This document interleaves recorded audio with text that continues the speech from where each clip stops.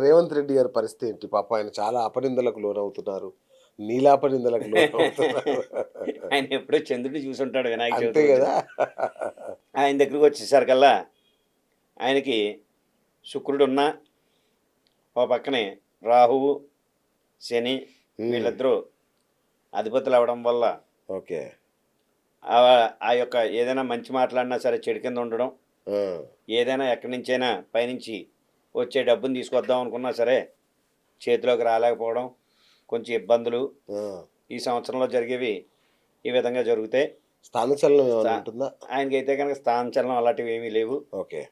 అయితే ఇంకోటేంటంటే వీళ్ళకి రావాల్సిన ఫండ్స్ కానీ, మనకి ఇవ్వాల్సినవి ఏమైనా ప్రజలకి పంచుతానన్నావు కానీ, ఇలాంటి ఆటిల్లో కొంచెం ఆటంకాలు జరుగుతూ ఉంటాయి. అంటే లేట్ ఓకే. అవుతూ ఉంటుంది రైట్. రైట్. ఆ! కొద్దిగాను. వీళ్ళకి ఈయనతో ఎలా ఉంటుందంటే, ఇవాళ రూ. 10 మన దగ్గర నుంచి తేవాలన్నా, ఆ! మనం రూ. 10 ఇవ్వాలన్నా, ఇప్పుడు కొంచెం కష్టకాలంలో ఉంది అవును. ఆయనకి. హ్మ్.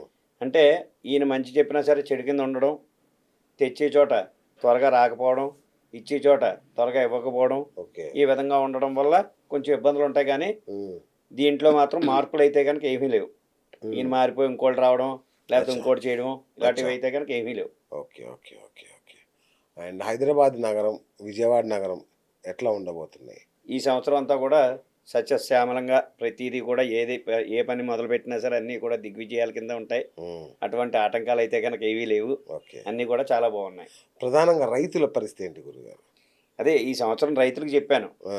ఎలాగా పంటలకైతే కనుక ఏ ఇబ్బందులు లేవు. డోకా లేదు. ఎండ అయితే కనుక నీళ్లుంటాయా? నీళ్లుంటాయా? నీళ్లుంటాయి. ఆ! ఎండ ఎంతైతే ఉంటుందో దానికి తగ్గ వర్షం కూడా ఉంది. ఆహా! శుభం. మనకి 2 కుంచాల వర్షం ఉంది. ఆ! 2 కుంచాల వర్షం కురిస్తే కనుక చాలా విశేషం మాట. ఓకే. ఈసారి. ఈసారి 2 కుంచాల వర్షం కురుస్తుంది. Very good. ఆ! అయితే ఇంకోటేంటంటే ఫస్ట్ పంట కన్నా రెండో పంట చాలా ఎక్కువగా పండుతుంది. ఆ! మొదటి పంట కన్నా రెండో పంట చాలా ఎక్కువగా పండుతుంది. 2 రాష్ట్రాలకు కలిపి 2 చెప్తున్నారా? రాష్ట్రాలకు ఆ! కలిపే. ఆ! ఆ తర్వాత మనం చూసుకోవాల్సిందేంటంటే రైతులు నలుపు గాని, ఎరుపు గాని ధాన్యాలు ఏవేసినా సరే హ్మ్. సస్యశ్యామలంగా పండుతాయి. ఓకే. ఇబ్బందయితే లేదు. ఓకే. నల్లరేగడ నేల ఏదైనా ఉంటే గనక దాంట్లో ఏ విత్తనం వేసినా సరే హ్మ్. సూపర్‌గా పండుతుంది. ఓకే. పాడికైతే గనక లోటే లేదు ఈ హ్మ్. సంవత్సరం. హ్మ్. అలాగే మనం ఈ సంవత్సరం మాత్రం ఈ 2 రాష్ట్రాల్లోనూ కూడా చూసుకోవాల్సిందేంటంటే మంచినీళ్ళకి చాలా కరువవుతుంది కొద్దిగా. అచ్చా! ఎండాకాలం ఆ! ఫుల్‌గా కూడా ఓకే. విపరీతమైన ఎండలు. ఇదివరకు ఓకే. మీద అనుకున్న దాని మీద ఎక్కువగా ఉంటాయన్నమాట. అవునా? హ్మ్. అయ్యో! ఇదివరకు అసలు ఉండలేకపోతున్నామని అంటే దాని మీద ఒక 4 డిగ్రీలు ఎగస్ట్రాయే ఉండొచ్చు గానీ, బాబోయ్! ఇంక తక్కువుండదు. ఓకే. అలాగే శీతల కాలం వచ్చేసరికల్లా చల్లదనం గూడా అలాగే ఉంటుంది హ్మ్. ఈ సంవత్సరం. అన్నీ అధికంగానే ఉన్నాయి. అధికంగా. ఓకే. ఓకే గురుగారు. సో, ఫైనల్‌గా మా ప్రేక్షకులకి ఏం చెప్తారు? 24/7 కొలుగురి. ప్రేక్షకులందరికీ ముందు చెప్పవలసిందేంటంటే, ఉగాది శుభాకాంక్షలు. తర్వాత ఈ సంవత్సరంలో ప్రతీదీ కూడా ఇలా ఉంటుంది, అలా ఉంటుందని అపోహలు గానీ, బయట ఎవరైనా చెప్పినవి మీరు ఇంటి హ్మ్. దగ్గర అమ్మలక్కలు ఎవరైనా చెప్పినవి అవి ఇవి కూడా నమ్మకండి. నమ్మకండా యెస్. ఆరోగ్యంగా ప్రతి ఒక్కళ్ళు కూడా ఈ సంవత్సరం అంతా కూడా ప్రతి ఒక్కళ్ళకి కూడా సస్యశ్యామలంగా ఉంటుంది. హ్మ్. అన్ని పంటలు అయితేటి, ఆరోగ్యం అయితేటి అన్నాటిల్లోనూ కూడా చాలా బాగుంది. హ్మ్. దేనికి కూడా మనం వెనకాడకుండా ప్రతీదీ కూడా ఏదైనా సాధించవచ్చు. ప్రతి సంవత్సరం మీద ఈ సంవత్సరం మాత్రం ప్రతి రాశి వారికి కూడా చాలా బాగుంది. బావుంది. బా! ఆ! అందువల్ల ప్రతి ఒక్కళ్ళు కూడా ఏవి ఆలోచించకుండా, వేరేవేవి మనసులో పెట్టుకోకుండా ఆ! మీరు చక్కగా మీ యొక్క జీవన శైలిని నడిపితే కనుక అనుకున్నవన్నీ కూడా చక్కగా సాధిస్తారు. అందరూ కూడా మంచి ఆరోగ్యంగా, ఐశ్వర్యంగా, మంచి సంపత్తో, మంచి సంతానంతో ఆరోగ్యంగా ఉండవలసిందిగా కోరుచున్నాం. ఓం నమః శివాయ. సంతోషం గురుగారు. ధన్యోస్మి. చూసారు గదా! షష్టగ్రహ కూటమి వల్ల ఎలాంటి నష్టం లేదు.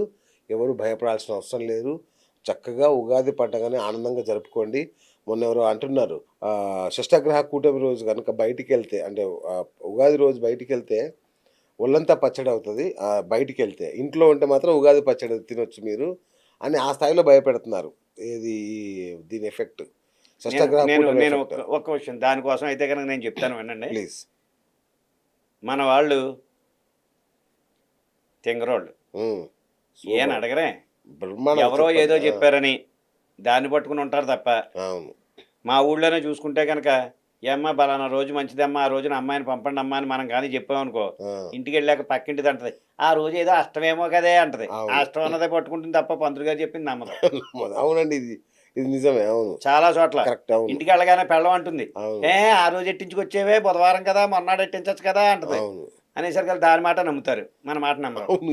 ఇట్లా అది విషయం మనం ఏమవుతుందంటే నేను కరెక్ట్గా ఇప్పుడు మీకు కుండ బద్దలు కొట్టినట్టు చెప్తున్నాను దీని దయచేసి. విషయం అవును, ఉగాది రోజున బయటికి వెళ్తే కనుక పచ్చడి అవుతుంది అంటున్నారు జనవరి ఫస్ట్ రోజున వెళ్తే ఇంకా విమానం మోత విమానం. మోగేస్తుంది అవును, అవును, ఏ మనం ఉగాది చేసుకునేది దేనికి ఒక ఉగాది పచ్చడి చేసి దాన్ని 10 మందికి పంచి ఒక దేవాలయానికి వెళ్ళి పూజలు చేసుకుని అవును. ఆ తర్వాత మనం ఆ ప్రసాదాన్ని అందరికీ పంచుకుని ఎంతో చక్కగా చేసుకుంటాం అర్థమవుతుందా మీకు అంతే అండి. అవును, ఆ రోజున ఎవడో కూడా మందు కానీ ఇంకోటి కానీ మాంసం కానీ ఏది ముట్టుకోరు పెట్టుకోరు. ఇది మత ప్రచారం కింద చూసుకోవాలో లేకపోతే ఇంకోలా చూసుకోవాలో అన్నది మనకు అర్థమవుతుంది కానీ ఉగాది రోజున బయటికి వెళ్ళొద్దని చెప్తున్నారు కానీ జనవరి ఫస్ట్ రోజున బయటికి వెళ్ళి మందే ఇద్దరా బాబు అని ఎవడో చెప్పట్లేదు అమ్మో, అది ఎలా చెప్తారు? అది చెప్పినా ఎవడో వినడం వినడు అది. ఆ రోజు రాష్ట్ర ప్రభుత్వాలకు ప్రధాన ఆదాయం కదా ఆ రోజు. అందువల్ల ఎవరో వినరు అవును.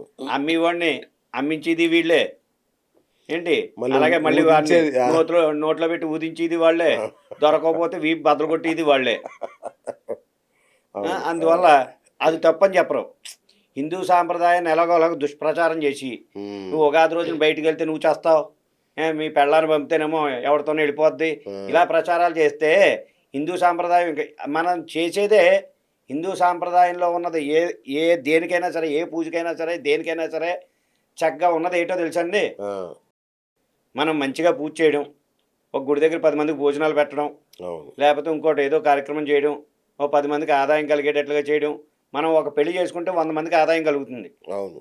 మనం ఒక గుడి దగ్గర ఒక పూజ పెట్టుకుంటే 100 మందికి వాళ్ళకి ఉపాధి ఉపాధి కలుగుతుంది. కలుగుతుంది అవును, అలాగే మిగతా దేంట్లో అయినా సరే ఉపాధి కానీ ఇంకోటి కానీ ఉందా ఉండదు అదేవిధంగా ఎక్కడికి వెళ్తాం ఏ చర్చికి వెళ్తాం ఆ ఫాస్టర్కి లాభం తప్ప మిగతా వాడికి ఒక్కడ లాభం ఉండదు అక్కడ అవును. చెప్పుల దుకాణం వాడికి కూడా లాభం ఉండదు అక్కడ ఎందుకంటే చెప్పులు వేసుకుని చర్చిలోకి వెళ్ళొచ్చు ఉమ్, మనకైతే గుడి దగ్గర చెప్పుల దుకాణం వాడికి కూడా ఆదాయమే అవును, 5 రూపాయలు ఇస్తే కానీ అటు చెప్పులు లోపడెట్టడం అవును.